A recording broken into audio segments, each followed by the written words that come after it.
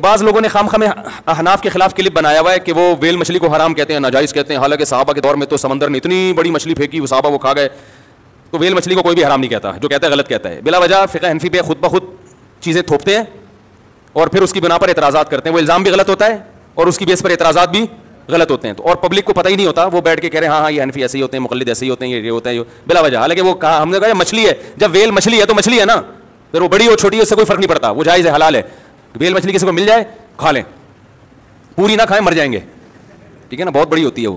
اس کی چانپیں ہمارے یہاں بھجوا دیں. پائے کا سالن جو ہے نا, وہ ایک آدمی نے کہا آپ کی دعوت کرنا چاہتا ہوں, کہ ٹھیک ہے بھائی, بڑی خوشی ہوئی, مچھلی کے پائے بناؤں گا, اگر آنا ہے تو آ جاؤں.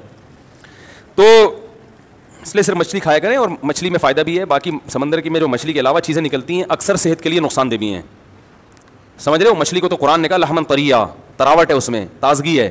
فش کھاؤ گے فش کی طرح بن جاؤ گے. یہ عجیب بات ہے, اللہ نے جو جانور جیسا رکھا ہے نا اس کے گوشت میں وہ تاثیر ہے. مچھلی کبھی دیکھا آپ نے تمیز سے کہیں آرام سے بیٹھی ہوئی ہو؟ میں نے ایکویریم میں 5.5 فٹ کا گھر میں خود بنایا تھا اپنے ہاتھوں سے, بڑا خوبصورت ایکویریم تھا, اس میں مچھلیاں لا کے رکھی.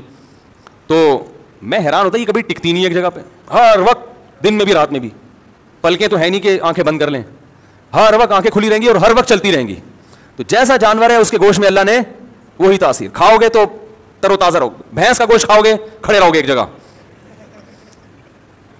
والدین شکایت کرتے ہیں نا ہمارا بیٹا سست ہے, میں کہتا ہوں گائے بھینس کا گوشت گائے زیادہ کھاتا ہوگا, گائے کا گوشت بیف, تو پھر وہ یہی ہوگا. میں نے کہا اس کو بھی ایک جگہ کھونٹے سے باندھ دو آپ, صحیح ہے نا, کیونکہ بھینس بھی ایک جگہ کھونٹے سے, اور اس میں خوش رہتی ہے بھینس.